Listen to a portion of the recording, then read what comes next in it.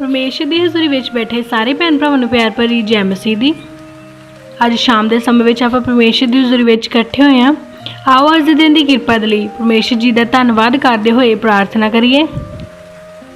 Hallelujah hallelujah hallelujah hallelujah hallelujah. धन्नवाद धन्नवाद धन्नवाद पिता परमेश्वर मसीह नासरी तुहाडा धन्नवाद करते हैं।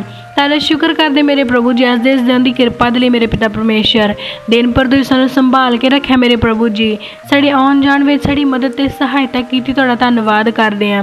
प्रभु तुहाडे पवित्र स्वर्गदूतां ने साडी राखी कीते मेरे पिता परमेश्वर, साडे रास्ते नूं सीधा कीता मेरे प्रभु जी।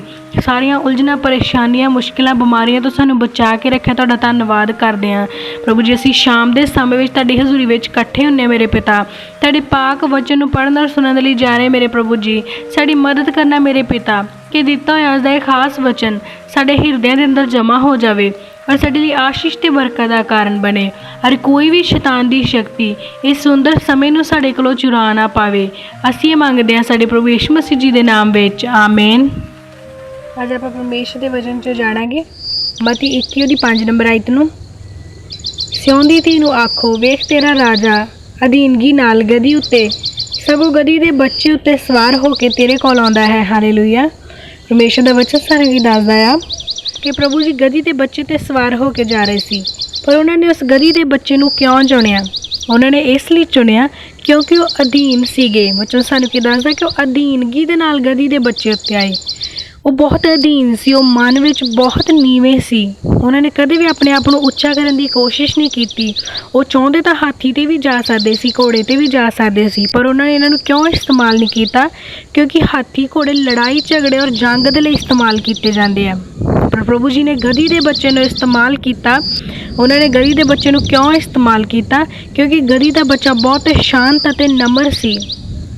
गधी के बच्चे नूं उस वेले गधे जानवर नूं बहुत ही तसीहे दिते जाते सी, उन्होंने भार ढोने लई इस्तेमाल किया जाता सी, बहुत ही जोरदार काम उहदे तों करवाया जाता। वो बहुत ही दीन ते नम्र सी, अपने आप को बहुत कुचलिया होया महसूस करता सी, पर परमेश्वर ने उसकी इज्जत उसकी शान वधाउण दे लई उहनूं उच्चा करन दे लई उहनूं इस्तेमाल किया, ताकि उहनूं उस जगह विच मान सम्मान मिले। इस जगत विच गधी दे बच्चे नूं बहुत ही कुचलिया जाता सी, ਉਹਦੇ ਉੱਤੇ अत्याचार किए जाते सी, पर परमेश्वर ने उन्होंने तां चुनिया ताकि वो उच्चा किया जाए, ताकि उसकी रिस्पैक्ट की जाए। आप जानते जिस दिन परमेश्वर का पुत्र उस गधी के बच्चे उत्ते सवार सी, तो गधी के पैरों थले महंगे मुल के वस्त्र विछाए जान लगे। उन्होंने खजूर दियां डाणियां लैके उन्होंने पैरों हेठ विछाइयां। आप जाने कि परमेश्वर ने उस गधी के बच्चे को चुनिया और उन्होंने उच्चा किया, उसकी मान सम्मान उसकी रिस्पैक्ट को वधाया। नैक्सट आप वचन च देखांगे मत्ती 27:31 नंबर आयत नूं। जदों मखौल कर हटे तद उन्होंने चोगा उस तो ला लिया अते उसके कपड़े उसनूं पवाए अते सलीब उत्ते चढ़ाउण लई उसनूं लै गए। हालेलुया। परमेश्वर का वचन सानूं की दसदा आ कि प्रभु जी नूं सलीब ते चढ़ाउण दे लई लै गए। हुण आपां जाणांगे कि परमेश्वर ने उस सलीब नूं ही क्यों चुनिया। पुराने समय में सलीब किन्हां नूं दित्ती जाती सी? जिहड़े लोग चोर हुंदे सी, डाकू हुंदे सी, पापी सी, जिन्हां ने बहुत वड्डा पाप कीता हुंदा सी, उन्हां नूं सज़ा देण दे लई सलीब चुनी जाती सी। ये कन्फर्म करन दी आपां नैक्सट वचन च जाणांगे मत्ती 27:38 नंबर आयत नूं। उस वेले उहदे नाल 2 टाकू सलीब उत्ते चढ़ाए गए, एक सज्जे एक खब्बे। हालेलुया। वचन सानूं की दसदा कि सलीब उत्ते डाकू चढ़ाए गए, पर परमेश्वर ने सलीब नूं क्यों चुनिया? क्योंकि सलीब एक बहुत ही दर्दनाक सज़ा सी, जिहदे विच काफ़ी दिनों तक इंसान तड़फदा सीगा, उहदा हड्डियां तोड़ दित्तियां जांदियां सी, वो अपने उस दर्द दे नाल तड़फ तड़फ के मारदा सी, वो बेहद दर्दनाक सी। पर जिस दिन तो परमेश्वर ने सलीब नूं एक्सैप्ट किया, बहुत सारे लोग सलीब नूं पाक मनन लग गए, सलीब की अहमियत वध गई। अज बहुत सारी जगह ते आपां देखदे हां चर्च दे उत्ते सलीब नूं बहुत उच्चा करके लगाया जाता है। वो एक सिंबल हो गया, पवित्रताई का सिंबल हो गया, पापां दे माफ़ी दे लई एक सिंबल हो गया।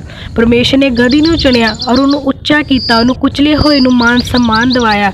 परमेश्वर ने सलीब नूं चुनिया जिहड़ी बेहद तसीहे देण लई तैयार की गई सी, जिन्हों देख के हर एक लोग डर जाते सी, पर अज वो सलीब हर एक का डर दूर करन दे लई एक सिंबल आ, जिन्हों देख के हर एक नूं शांति मिलती है और उन्होंने महसूस होंदा कि सलीब के द्वारा साडे पाप माफ़ किए गए आ। वो सलीब अज उत्तम हो गई। ਇਸੇ ਤਰ੍ਹਾਂ ਜਿੰਨੇ ਵੀ ਅੱਜ ਭੈਣ ਭਾਈ ਪਰਮੇਸ਼ਰ ਦੇ ਵਚਨ ਨੂੰ ਸੁਣ ਰਹੇ ਆ, ਪ੍ਰਭੂ ਜੀ ਨੇ ਉਹਨਾਂ ਨੂੰ ਚੁਣ ਲਿਆ ਆ। ਅੱਜ ਤੁਸੀਂ ਸਾਰੇ ਉੱਤਮ ਕੀਤੇ ਗਏ ਆ।